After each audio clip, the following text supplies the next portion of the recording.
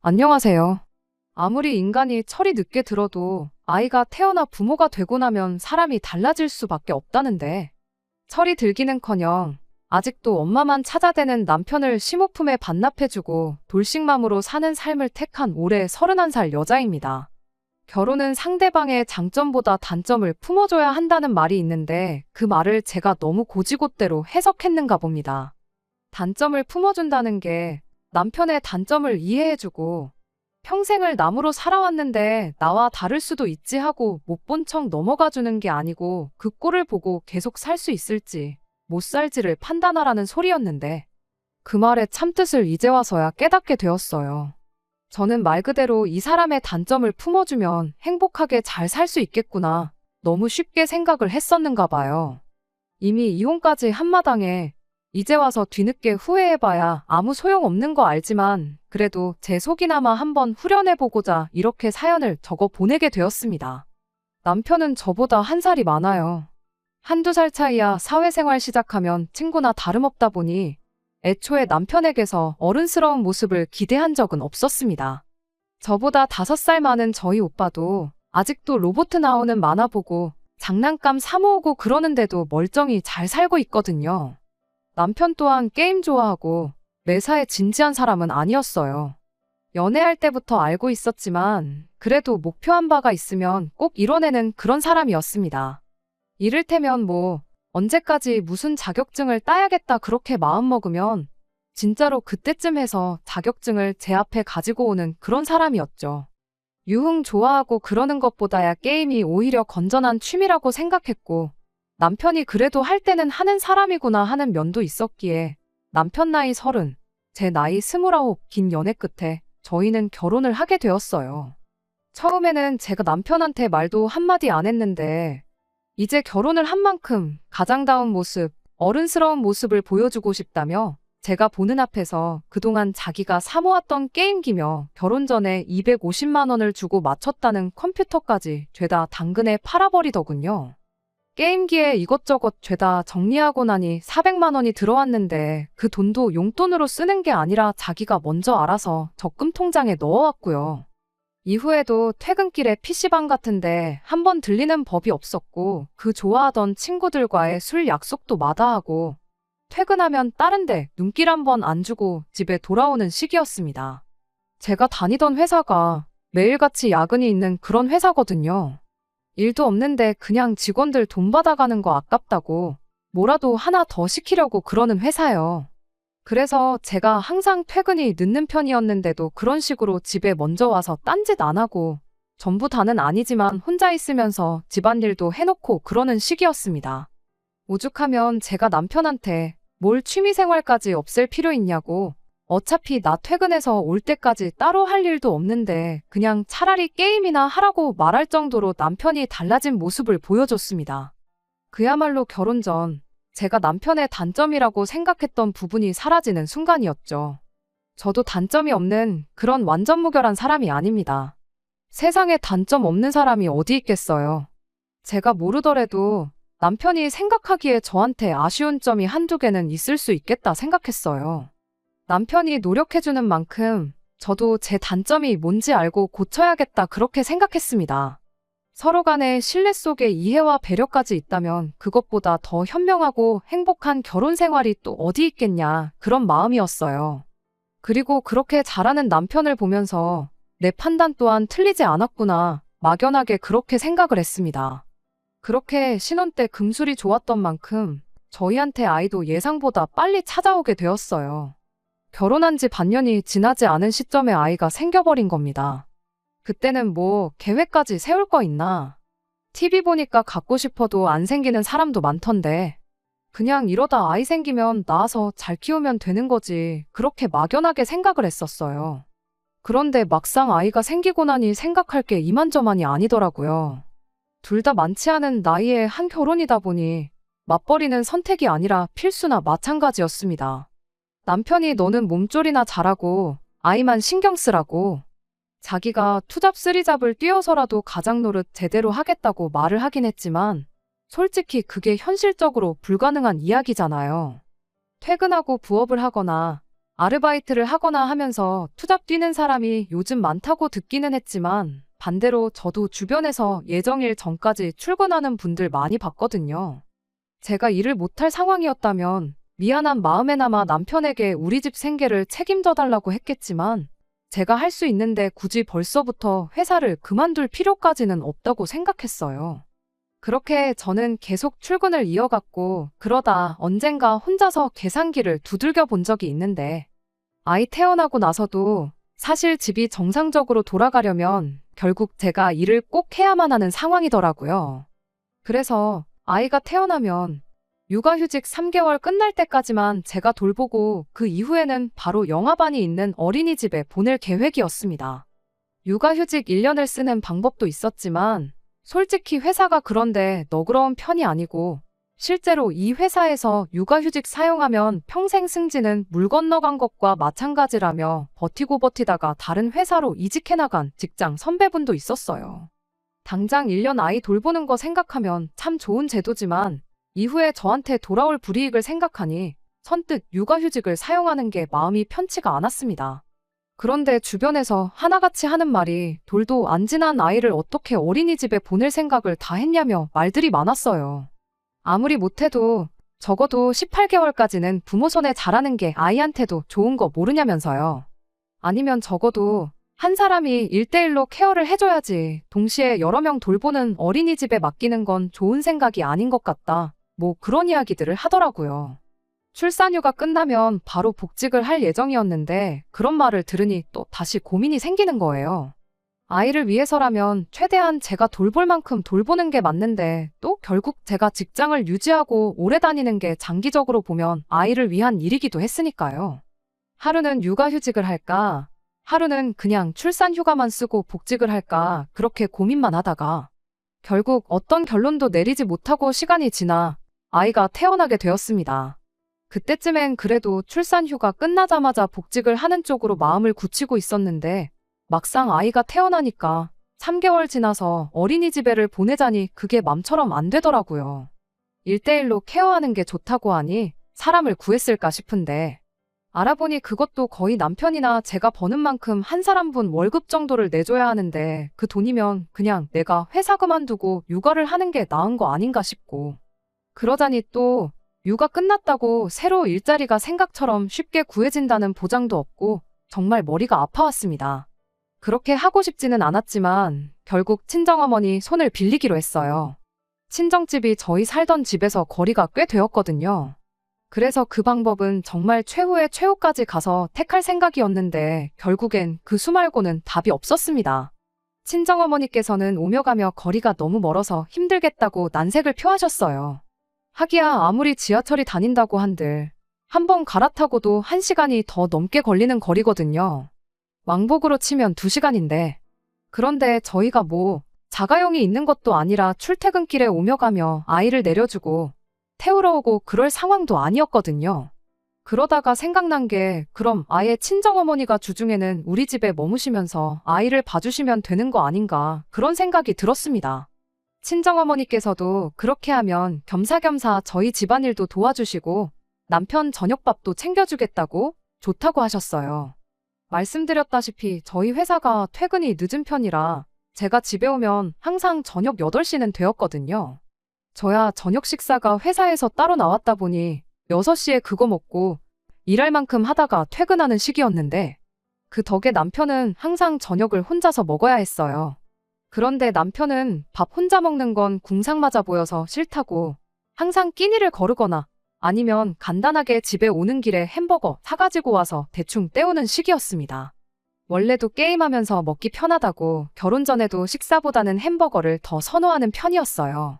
결혼하고 나서 가장으로서 책임감에 달라진 모습을 보여주긴 했지만 밥을 혼자 먹기 싫어하는 그 버릇만큼은 도무지 고쳐지지가 않았습니다. 암만 요즘 햄버거가 가장 가성비가 좋은 한 끼라고는 하지만 남편은 햄버거 하나만 먹으면 배가 안 부르다며 햄버거도 2개씩 사 먹고 그랬거든요. 그 덕에 매 끼니마다 10,000원에서 15,000원, 많게는 20,000원씩 나가는 게 솔직히 제 입장에선 조금 부담이 되는 건 사실이었습니다. 그렇다고 아침도 안 챙겨 먹는 인간한테 매달 햄버거 값으로 나가는 돈 20, 30만 원이 아깝다고 혼자 안 먹을 거면 차라리 밥을 굶어라 하고 할 수도 없는 노릇이었지요. 냉장고에 밑반찬이며 그런 게 없는 것도 아닌데 밥도 즉석밥 잔뜩 사다 놓았는데 그거 대충 차려서 챙겨 먹으면 참 좋으련만. 설령 끼니를 거르더라도 자기는 죽어도 혼자서는 밥을 먹지 않겠다는 그 고집을 도무지 꺾을 수 없던 게 문제였어요. 그나마 아이 태어나고 제가 출산 휴가와 육아휴직을 하는 동안은 같이 저녁 식사도 챙겨주고 그랬는데 제가 복직을 한다면 다시 원래대로 돌아올 거라는 건 안 봐도 뻔한 일이었습니다. 그런데 친정어머니께서 그런 남편 저녁까지 챙겨준다 하니 감사하기까지 할 지경이었죠. 하지만 한편으로는 마음이 쓰이기도 했어요. 저희 집에 머물게 되신다면야 오며 가며 교통비 얼마 굳기는 하겠지만 집안일도 도와주신다 하고 애까지 봐주시겠다는데 자식된 입장으로 맨입으로 그냥 넘어가기에는 도리가 아니다 싶었습니다. 하지만 그렇다고 도우미분을 고용했을 때 나가는 만큼 드릴 여력도 안 되었고요. 여력이 됐으면 친정어머니가 아니라 그냥 맘 편하게 사람을 썼을 테니까요. 그래서 제 나름대로 절충해서 그렇게 해주시면 매달 100만 원씩은 드리겠다고 했습니다. 친정어머니는 뭔 자식한테 돈을 받냐며 거절을 하셨지만 그거라도 드리지 않으면 내 마음이 너무 편하지 않을 것 같다고 저도 고집을 부려서 결국 매달 70만 원씩을 드리기로 했어요. 말이야 그 정도면 받으시겠다고 했지만 친정어머니가 그 돈을 받으셔도 언젠가 나중에 저한테 다시 돌려주실 수도 있겠다는 생각도 들었습니다. 아무튼 그렇게 친정어머니와 이야기 다 끝내고 나서 그날 퇴근에 돌아온 남편한테 이 일을 이야기했어요. 그런데 남편은 돈 얼마 드리기로 했다는 이야기도 꺼내기 전에 아주 질색을 하면서 장모님하고 같이 살라는 게 무슨 소리냐고 절대로 그러기 싫다고 고집을 부리더라고요. 자기 퇴근하고 나서 제가 퇴근할 때까지 거의 2~3시간 차이가 나는데 친정어머니 그러니까 장모님하고 어떻게 단 둘이 있겠냐는 겁니다. 왜냐고 물었더니 저보고 입장 바꿔 한번 생각해보래요. 너는 우리 엄마랑 단둘이 2시간 집에서 있으라고 하면 있을 수 있겠냐면서. 일단 불편한 게 첫 번째 이유고 그것도 모자라 내 밥까지 챙겨주신다는데 그건 부담스러워서 싫다는 겁니다. 어떤 게 문제인지 이해는 갔지만 달리 뾰족한 수도 없으면서 전후 사정은 생각도 안 하고 무작정 싫다고만 하니 아주 답도 안 나왔어요. 끝까지 못하겠다고 하니 그럼 달리 방법도 없고 그럼 같은 조건으로 시어머니한테 한번 부탁을 해보자 하고 말을 꺼냈습니다. 장모님이라면 불편하겠지만 남편도 자기 어머니인 시어머니가 그렇게 해주면 불편할 것도 없고 괜찮을 거 아니겠나 싶었거든요. 그런데 남편이 대번에 우리 엄마가 잘도 그렇게 해주시겠다며 절대 그런 거 해주실 위인이 아니니 물어볼 생각도 말라고 헛물 켜지 말고 꿈 깨라는 식으로 말을 하더군요. 당장 자기 대학교 들어가자마자 대학생이면 성인이니 네 앞가림은 스스로 하라고 한마디 하고는 그때부터 자식인 남편 밥도 제대로 안 챙겨주셨던 분이셨대요. 자기가 햄버거를 좋아하게 된 것도 그 때문이랍니다.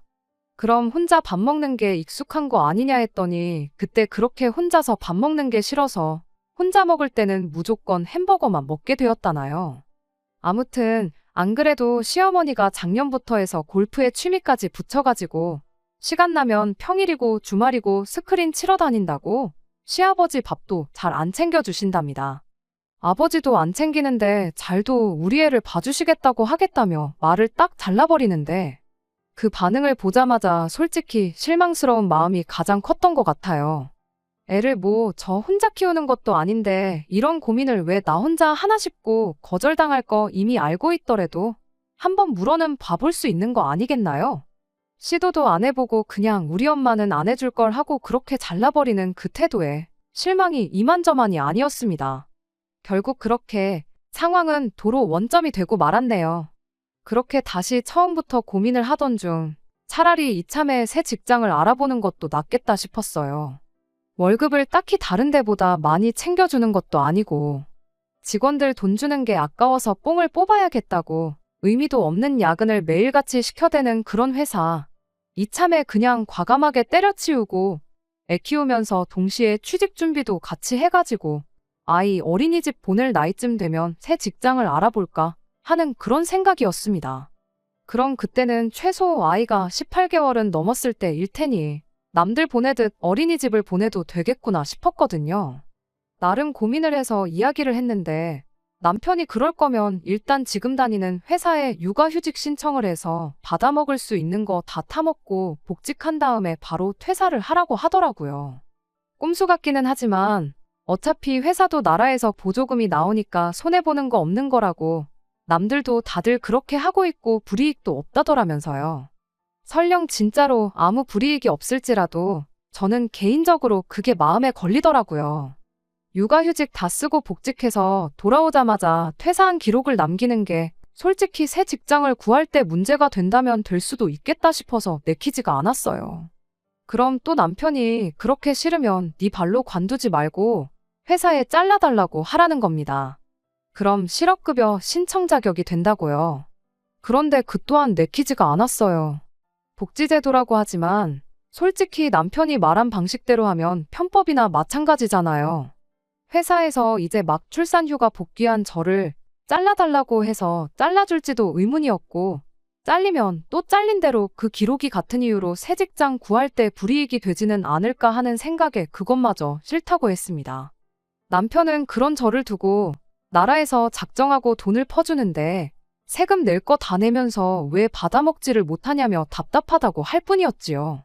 아무튼 또 그렇게 며칠을 두고 또 다른 방법은 없을까 고민을 하던 와중 이번엔 웬일로 남편이 자기가 생각이 있다면서 말을 꺼내왔어요. 일단 저보고 회사를 계속 다니면서 이직을 준비해보라는 거예요. 퇴사하고 취직하는 것보다 재직 중에 이직하는 편이 너한테도 더 유리하지 않겠냐 하면서요. 내가 직장을 옮기고 싶어서 이런 고민을 하는 게 아니라고. 우리 애 육아 때문에 고민하는 거고 애 봐줄 사람이 없어서 이러는 건데 왜 이직 이야기를 하느냐고 대답을 했죠. 그랬더니 남편이 육아휴직은 뭐 엄마만 있냐고 아빠인 자기도 똑같이 나오는 거 모르냐입니다. 자기 육아휴직을 먼저 써서 애를 자기가 키우겠다는 거예요. 자기 12달 육아휴직을 하는 동안 제가 이직에 성공하면 일 시작하고 6개월만 지나면 새 회사에서 육아휴직 신청이 가능하다더랍니다. 행여나 제가 그 12달 기간 동안 새 직장을 못 구하게 된다면 못 구하는 대로 지금 다니는 직장에서 육아휴직을 써도 되는 거 아니냐고. 정 육아휴직을 쓰는 게 싫으면 그때 가서 회사 그만두고 애 돌보면서 새 직장을 알아보면 되는 거 아니겠냐고 하는데 남편 말이 일리가 있기도 했지만 무엇보다 제가 남편을 잘못 생각하고 있었구나 그런 생각이 가장 먼저 들었어요. 그간 여지껏 육아 문제로 저 혼자만 고민하는 줄 알았는데 이 사람은 이 사람대로 여러 가지 방법을 생각하고 고민하고 알아보고 나랑 똑같이 노력을 했었구나. 그동안 나 혼자 오해하고 있었구나 하는 생각에 그때는 반성도 되고 감동스럽기까지 했어요. 남들 다 타먹는 눈먼 돈이라고 하기는 했지만 뭐 실업급여니 육아휴직제도니 해서 그동안 알아봤으니까. 그랬으니까 그런 내용도 다 꿰고 있던 거 아니겠어요? 그래서 이번에는 남편을 믿고 남편의 제안을 채택하기로 했습니다. 일단 남편이 먼저 육아휴직을 쓰고 제가 그동안 이직을 하는 쪽으로 그러다 안 되면 그때 가서 다시 생각해보는 쪽으로 방향을 잡기로 했고 결국 그렇게 저는 회사에 복직을 하고 남편은 육아휴직을 신청해 집에서 시간을 보내게 되었습니다. 정말 부모가 되면 철이 든다는 말이 그때만큼은 진짜구나 싶을 수가 없었어요. 하지만 얼마 지나지 않아서 사람이 쉽게 안 변한다는 말이 무슨 말인지 그 말이 왜 있는지도 똑같이 알게 되었습니다. 처음 몇 주는 남편이 나름 집안일도 해놓고 전업주부 생활을 책임감 있게 하는 것처럼 보였습니다. 그런데 몇 주 지나서 저녁 늦게 퇴근하니 남편이 아이를 재워놓고 방에서 혼자 뭘 낑낑대고 있더라고요. 뭘 하길래 사람이 퇴근한지도 모르고 저러고 있나 봤더니 컴퓨터를 사다가 방에다 설치를 하고 있더군요. 이게 뭐냐고 물었더니 집안일도 다 끝내놓고 아이가 잘 때 자기가 멍하니 있기도 그래서 그때 좀 하려고 컴퓨터를 샀다는 거예요. 애 키우느라 고생인데 그 정도 자유는 만끽하게 해줘도 되겠다 싶어서 아무 말 안 하고 그냥 넘어갔어요. 그런데 언젠가부터는 퇴근하고 오면 꼭 집안일 몇 개가 그대로 남아있고 이부자리도 정돈이 안 되어 있고 그러더라고요. 그 이유가 뭔지는 진작에 알고 있었지만 그게 꼭 컴퓨터 때문만은 아닐 거다 그렇게 생각하려고 노력했습니다. 그리고 그때쯤부터 해서 남편은 제가 퇴근하면 자기는 육아의 책무에서 벗어났다며 그냥 그 길로 방에 틀어박혀 컴퓨터만 할 뿐이었어요. 전업주부들이 퇴근한 남편하고 육아 문제로 다툰다는 게 이 소리인가 싶었고 그냥 아이가 어린이집 갈 때가 되면 그때는 남편도 딴소리 못하겠지 그렇게 넘어갔습니다. 그렇게 그냥 넘어갔더니 또 며칠 지나선 그나마도 해놓던 몇 개의 집안일이 손도 안 댄 채 그대로 남아있기 시작했어요. 보다 못한 제가 남편한테 대체 이게 뭐 하자는 거냐고 따져 물었어요. 남편은 저한테 짜증을 내면서 다 자기가 생각이 있어서 그러는 거라며 집안일 그거 몇 개나 된다고 좀 퇴근하고 와서 해주면 어디가 덧나냐고 오히려 저한테 짜증을 내는 겁니다. 무슨 생각을 얼마나 하길래 시간이 그렇게 부족하냐고 솔직히 말해서 집구석이 이 모양 이 꼴이니 당신이 애는 똑바로 보고 있는지부터가 의심이 된다고 그렇게 한마디 했습니다. 그랬더니 남편이 지금 자기를 못 믿는 거냐면서 아주 눈알이 뒤집혀서 입에 개거품을 무는 거예요. 엄마 아빠 싸우는 건 또 아는지 애가 울기 시작해서 결국 아무 결론도 짓지 못하고 흐지부지 끝나게 되었습니다. 자기가 다 계획이 있고 생각이 있어서 그러는 거라 했던 그 말이 무슨 말인지 알게 되는 건 물어보지 않아도 그날로부터 며칠이 지나서 자연스럽게 알게 되었어요. 퇴근하고 집에 문 열고 들어오니 웬일로 집도 좀 정돈되어 있고 음식하는 냄새도 나고 그러더라고요. 이제 남편이 정신 차렸나 했더니 주방에서 난데없이 남편이 아니라 시어머니가 튀어나오는 겁니다. 골프 치러 다니느라 바쁘실 분이 여긴 어쩐 일인가 싶었는데 그제서야 주섬주섬 남편이 방에서 그 무거운 몸을 이끌고 기어나오더라고요. 머리는 아주 떡이 져가지고 아침에 입고 있던 옷 그대로 입고 있는 꼴을 보아하니 씻지도 않고 방에 틀어박혀 있었구나 싶었어요. 이게 무슨 상황인지 묻기도 전에 시어머니가 먼저 입을 열더군요. 아들한테 이야기 들었다고 너 니네 엄마 이 집에 살게 하면서 애 봐주게 할 생각이었다지? 하면서 엄마를 집에까지 들여서 부려먹겠다는데 맨입으로 부려먹을 건 아니었을 테고 애 봐주는 거 내가 대신 할 테니 달에 200만 원씩만 달라고 하는 겁니다. 누가 들으면 나한테 돈을 맡겨놓은 줄 알겠다 싶을 정도로 당당하게 말이죠. 그러면서 한다는 소리가 몇 달 바짝 벌어가지고 그 돈으로 골프나 치러 다니겠다 하는데 어이가 없어서 친정어머니한테 아이 돌봐달라고 부탁한 것도 맞고 그동안 이 집에서 지내시기로 한 것도 맞지만 돈은 매달 70만 원씩 드리기로 했다고 말을 했어요. 시어머니는 거짓말하지 말라며 제 말을 안 믿는 눈치였습니다. 어디서 시어머니를 속일 생각을 하냐고 세상에 누가 그 돈 받고 애를 봐주겠다 하고 그 돈 주고 애를 봐달라고 할 생각을 하겠냐면서 가족끼리 그 사이가 가까울수록 돈 관련된 건 확실하게 해야 한다는 소리를 하더군요. 200만 원도 사람 쓰는 거보다 싸게 해주는 거라고 생색을 내는데 참 할 말이 없어서 그냥 그 길로 남편 끌고 방으로 들어가서 이게 무슨 상황인지 설명이나 좀 해보라고 했습니다. 그러자 남편은 장모님한테 70만 원을 드리기로 했던 그게 중요한 게 아니라면서 자기의 장대한 계획을 저한테 털어놓더라고요. 자기가 게임 유튜버가 되겠답니다. 자기가 그동안 집에 있으면서 보니까 유튜버 하는 사람들 게임하면서 말 몇 마디 떠들고 돈은 웬만한 월급쟁이들의 몇 배씩을 벌어간다나요. 좋아하는 일 하면서 돈도 벌고 집에 있어도 되니까 애도 키우고 그야말로 지금 우리 상황에 이것보다 좋은 게 없다는 거예요. 그런데 그러기 위해선 당장 구독자도 모아야 하고 게임도 해야 되고 그러니 애를 볼 시간이 없을 것 같아 시어머니를 집에 모셔온 거랍니다. 당장은 없는 상황에 돈 들이는 게 아깝다고 생각이 들지는 모르겠지만 이게 잘만 풀리면 시어머니한테 200만 원을 줘도 많이 주는 게 아니라는 거예요. 어이가 없어서 네가 뭐 프로게이머들처럼 게임을 남들보다 월등히 잘하는 것도 아니고 그렇다고 방송하는 사람들처럼 입담이 좋은 것도 아닌데 잘도 누가 네 방송을 보겠다고 쓸데없는 소리 하지 말라고 했습니다. 그랬더니 남편이 지금이 아니면 기회가 없다고 하는 거예요. 자기가 육아휴직 알아보면서 알게 된 건데 원래 여자들은 육아휴직 풀로 땡겨서 퇴직금까지 조금 더 받고 복귀하자마자 퇴사하는 게 정석이고 남자들은 육아휴직 내고 그동안 딴 일 할 걸 알아보는 게 정석이라나요. 남들도 다 육아휴직하면서 이직 준비하고 사업 준비하고 그러는데 따지고 보면 자기도 자기만의 사업을 준비하는 거라 마찬가지라는 겁니다.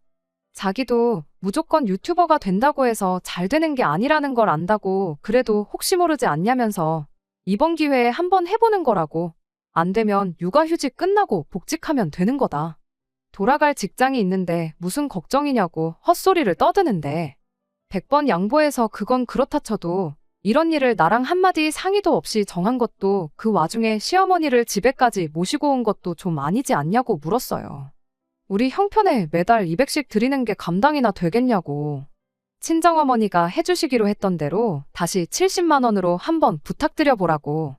그리고 2달의 시간을 줄 테니 그 2달 내로 유튜버가 되던 방송을 하던 단돈 10원이라도 벌어오지 못하면 그 길로 그만두고 시어머니도 돌려보내고 약속한 대로 육아에 전념해달라고 그렇게 이야기했습니다. 그런데 남편이 저한테 괜히 우리 엄마한테 200만 원씩 주자니 아까워서 거짓말하는 거 누가 모를 줄 아냐고. 저보고 치사하게 굴지 말라더라고요. 어이가 없어서 그럼 시어머니 말고 다시 친정어머니한테 부탁드려야겠다고 했습니다. 그랬더니 그때랑 지금이랑 또 상황이 다르지 않냐면서 그건 죽어도 싫다는 거 아니겠어요? 그때야 자기가 출근을 했으니 장모님하고 마주쳐봐야 하루 몇 시간이었는데 이제는 하루 종일 같이 있어야 되는 거 아니냐는 거예요. 결국엔 또 친정어머니가 불편해서 싫다는 소리였죠. 나도 시어머니가 불편해서 싫은데 돈까지 더 드려야 한다니 그건 더 싫다고 단호하게 한마디 했어요. 무엇보다 당신이 애 키우겠다고 해서 내가 복직하고 당신이 육아휴직을 냈던 거 아니냐고 계속 그렇게 싫다고만 할 거면 유튜버고 나발이고 하지 말고 그냥 하기로 했던 대로 집에서 애나 똑바로 보라고 했습니다. 그런데 저희 대화 내용을 시어머니가 방문에 귀를 대고 다 듣고 있었나 봐요. 벼랑간 시어머니가 문을 벌컥 열고 들어오더니 너는 마누라가 돼서 남편이 하겠다는데 무조건 안 된다고만 하고 있냐고 저한테 버럭 언성을 높이더라고요. 내조라는 말도 못 들어봤냐고. 열심히 해보라고 응원은 못 해줄 망정. 이제 시작하는 애한테 무조건 안 된다고만 하고 있느냐고 하면서요. 그래서 제가 시어머니한테 한마디 했어요. 이 사람이 집에서 애 키우고 돈은 내가 나가서 벌어오는데 내조는 무슨 내조냐고. 이 사람이 쓸데없이 집안 재산지 엄마한테 퍼줄 생각 안 하고 얌전히 애나 보는 게 진짜 내조 아니겠냐고 그렇게 한마디 했어요. 그랬더니 이젠 남편이 자기는 육아휴직 중이니까 매달 돈 들어오는 게 있지 않냐는 소리를 하더라고요. 그래서 남편한테도 한마디 해줬어요. 그러니까 그 돈을 지금 네 엄마한테 다 준다고 하는 거지 않냐고. 그럼 월 수입이 없는 건데 내가 쓸데없는 걸로 스트레스 안 받게 더더욱 내조를 해야 하는 거 아니냐고 했죠. 그랬더니 아무 말대꾸도 못하고 가만히 있더라고요. 말문이 막힌 아들 모습이 안타까웠는지 시어머니가 그럼 돈을 안 받고 애를 봐주겠다는 말을 꺼내왔어요. 당신은 당신 아들의 성공에 확신이 있다며 그러니까 나중에 아들이 성공해서 돈 벌어오면 그때 이자까지 포함해서 10달치 애 봐준 돈 3천만 원을 받아가시겠답니다. 그 와중에 10달치 이자로 1,000만 원을 더 가져가겠다고 계산한 게 참 대단했어요. 어차피 저는 남편이 안 될 거라는데 확신이 있었다 보니 그렇게 하자고 했죠. 2천만 원에 1,000만 원이라니 터무니없는 계산이긴 했지만 말인즉슨 남편이 그 돈을 못 벌면 땡전 한 푼 안 받고 애를 봐주는 거나 마찬가지였으니까요. 그냥 제 생각대로 한두 달 해보다가 자기도 안 되는 거 알면 포기하겠지 그런 생각이었습니다. 시어머니까지 해서 대판 싸우기는 했어도 당장 이혼까지는 생각 안 했어요. 부부싸움 한 번 했다고 해서 이혼하면 세상에 남아있는 부부가 몇이나 되겠나 싶었고 시간 지나면 좀 해결이 되겠거니 그런 생각이었는데 그런데 그게 아니라 시간이 지나니 상황이 더 악화가 되었거든요. 결국 이혼이라는 마지막 방법을 택할 수밖에 없었습니다. 시어머니가 제가 꼴보기 싫었던 건지 뭔지는 모르지만 항상 제가 퇴근할 때쯤엔 알아서 먼저 집에 돌아가곤 했어요. 몇 시까지 계셨는지는 모르지만 남편 말에 의하면 저 오기 직전까지 계셨다고 하고 저 돌아올 때쯤엔 남편도 게임 안 하고 아이를 돌보고 있었으니 문제될 건 없다고 생각했습니다. 그러다가 제 사소한 실수 때문에 모든 진실을 알게 되었어요. 전날에 야근까지 하고도 다 끝내지 못해 집에서 마무리한 회의 자료를 만들어 놓은 게 있는데 그걸 담아놓은 USB를 헷갈려서 다른 걸 가지고 왔더라고요. 그래도 회의까지 시간이 많이 남은 시점에 그 사실을 알게 된 게 천만다행이었지요. 회사의 상황을 설명하고 점심시간 활용해서 쏜살같이 집으로 향했습니다. 두고 온 것만 가지고 빨리 다시 나갈 생각이었는데 빨리 회사로 돌아갈 수가 없었어요. 애는 방에서 울고 있지. 집에 시어머니는 안 계시지. 그 와중에 남편은 헤드폰을 뒤집어 쓰고 제가 집에 온지도 모르고 방에서 게임 삼매경에 빠져 있었거든요. 눈이 뒤집혀서 그 길로 남편이 뒤집어 쓴 헤드폰을 낚아챘어요. 난데없는 상황에 남편이 쏘스라치게 놀라서 아무 말도 못하고 눈만 껌뻑거리고 있었습니다. 이게 무슨 상황이냐고 시어머니는 또 어디 가신 거냐고 따졌습니다. 그 와중에 남편은 하라는 대답은 안 하고 하다가 중간에 멈춘 게임이 신경 쓰였는지 컴퓨터 화면에 눈을 계속 흘긋거리고 있는 거 아니겠어요? 그 꼴을 보니 너무 열이 받아서 대답 안 하고 어딜 보고 있냐고 그대로 남편이 보고 있던 모니터를 확 잡아뜨려 버렸죠. 남편이 미쳤냐고 이게 얼마짜린 줄 아냐고 하면서 후다닥 모니터를 다시 세웠지만 화면에는 여기저기 깨진 것처럼 화면이 뭉개져 있었고 여기저기 줄이 가 있는 게 쓰러지면서 모니터가 망가졌는가 봅니다. 그 상황에 그게 얼마짜리건 중요했겠나요? 컴퓨터까지 부셔버리기 전에 시어머니는 어디 가고 애는 울고 있는데 당신은 방에 틀어박혀서 왜 게임만 하고 있었는지 똑바로 한번 설명해 보라고 했어요. 남편도 제가 보통 열이 받은 게 아니란 걸 알았는지 엄마 요 앞에 볼 일 있어서 잠깐 나간 거라고 금방 오실 거라고 하더라고요. 제가 빨리 회사에 돌아가 봐야 하는 상황이었지만 시어머니가 진짜 근처에 계셔서 아무 때고 올 수 있는 건지 두 눈으로 확인을 하기 전까진 돌아갈 수가 없었어요.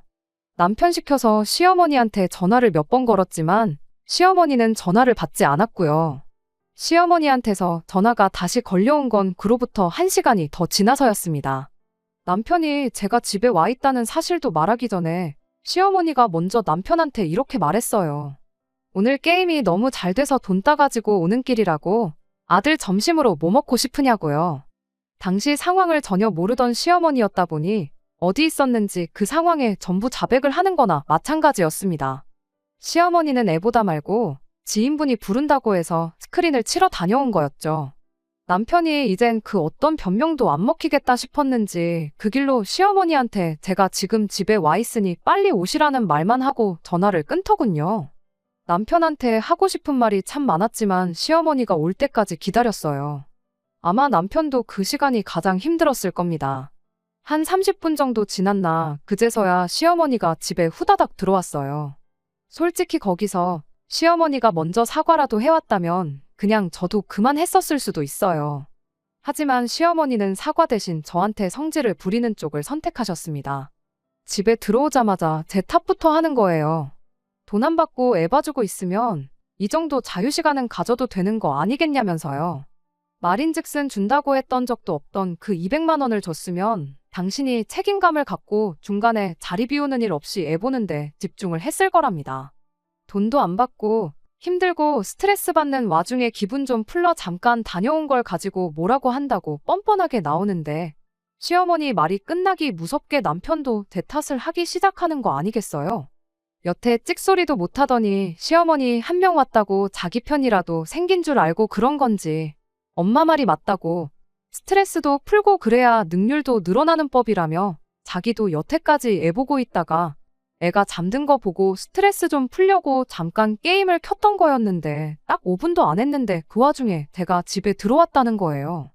진짜로 사과만 한마디 했다면 저도 그냥 들어려니 넘어갔을 수도 있는 일을 애써 키우고 있는데 저도 더는 못 참겠더라고요. 그래서 그 길로 남편 컴퓨터 줄 뽑아서 들고 와가지고 그대로 바닥에 패대기 쳐버렸어요. 그걸로도 화가 안 풀려서 유리가 와장창 깨진 컴퓨터를 다시 번쩍 들어다가 그 길로 창밖으로 던져버렸습니다. 남편한테 모처럼 맞는 말 했다고 사람이 스트레스도 풀고 그래야 된다는 게 무슨 말인지 알겠다고 아주 다 속이 후련하다고 했죠. 혹시나 해서 덧붙이지만 저희 집 1층이에요. 던질 때도 밖에 아무도 없는 거 확인하고 던졌습니다. 아무튼 그 사단이 나니 시어머니가 이게 뭐 하는 짓이냐고 빼액 소리를 질러대고 있고 남편도 박살난 자기 컴퓨터 어떻게 살려보겠다고 신발도 똑바로 안 신고 그대로 화단으로 뛰쳐나가대요. 이미 박살이 나서 흙투성이가 된 컴퓨터를 들고 남편이 들어오자마자 마지막으로 한마디 했어요. 어머님이 스크린을 치러 가든 저 멀리 지방에 필드를 다녀오든 이 사람이 애만 똑바로 보고 있었으면 나도 아무 말 안 했을 거다 하고요. 다른 사람 애도 아니고 당신 애고 어머님 손자라고 책임감을 갖지는 못할 망정 당장 자기 노는데 급급한 사람들을 몰라보고 애를 맡긴 내 잘못이라고. 애는 내가 알아서 어떻게든 키울 테니 당장 이혼해달라고 했습니다. 그제서야 성질만 내던 시어머니도 제정신이 돌아온 건지 암만 남편이 게임 좀 했기로서니 이혼까지 하자는 거냐고, 애한테 무슨 일이 있던 것도 아닌데 좋게 좋게 넘어가면 어떻겠느냐고 중재를 섰지만 이미 저는 마음을 굳힌 상태였고 그 어떤 말도 통하지 않았습니다. 게임하는 게 뭐 나쁜 게 아니에요. 말씀드렸다시피 쓸데없는데 돈 쓰고 밖에서 도는 것보다 훨씬 건전하고 좋은 취미라고 생각하는 사람입니다. 제가 남편 게임을 못하게 한 것도 아니잖아요. 괜히 자기가 시키지도 않았는데 죄다 당근에 팔아치워놓고는 그걸 나 때문에 그런 거라는 것도 어이가 없고, 지 자식까지 신경이 안 쓰일 만큼 좋아하는 거면 나랑 이혼하고 실컷 하면 되는 거 아니냐고.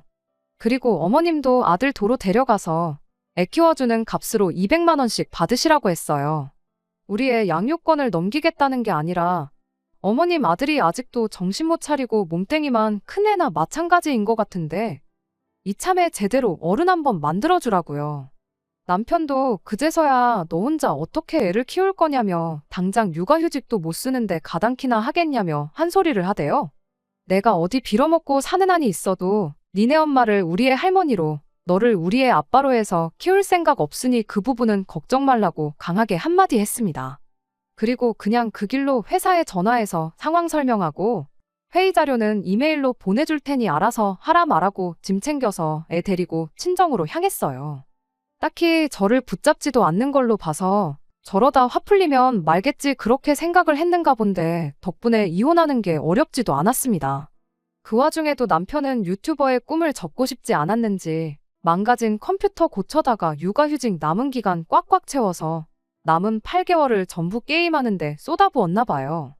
그리고 얼마 전 복직해서 회사 나가고 있다는 소식을 들었습니다.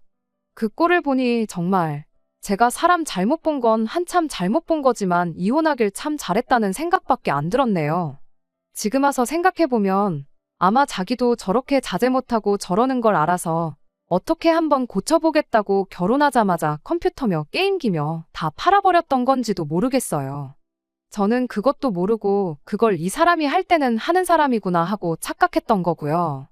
그냥 궁금해서 얼마 전에 남편이 회사까지 그만둘 결심으로 시작했다는 남편 유튜브에 들어가 봤어요. 구독자가 12명 있더라고요. 보나마나 그 12명 중 2명은 시어머니랑 시아버지겠구나 싶었습니다. 그 와중에 자기도 처음부터 안 될 거란 걸 알았는지 영상도 몇 개 올리고 말았더라고요. 영상마다 시어머니가 우리 아들 화이팅 하고 써놓은 댓글들을 보니 참, 저 시어머니가 아들 식사는 안 챙겨줬을지라도 자식 사람만큼은 대단하신 분이다 싶었네요. 그리고 그 사랑하는 아들, 엄마 품에 돌려줬으니 아마 저를 원망하는 게 아니라 고마워하지 않겠나 그런 생각이 들어요. 아이는 친정에 맡기고 일을 하려고 했는데 저도 막상 친정어머니한테 고작 70만 원 드리고 애 봐달라고 부탁하자니 마음이 그래서 그냥 죽이 되든 밥이 되든 제가 키우기로 결심을 했어요. 회사는 남편과 이혼하자마자 그만뒀어요. 밤 8시까지 일해야 하면 아이 어린이집 보낼 때가 돼도 친정어머니 도움이 필요할 것 같아서 일단 죽이 되든 밥이 되든 혼자 힘으로 아이 키우면서 새 직장도 알아보려고요. 힘든 길이 되겠지만 제가 선택한 길이니 후회 없게 열심히 살아볼 생각입니다. 끝까지 들어주셔서 감사합니다. 오늘의 사연은 여기까지입니다. 구독과 좋아요, 알람 설정 부탁드리고 더 좋은 사연으로 다시 찾아뵙겠습니다. 감사합니다.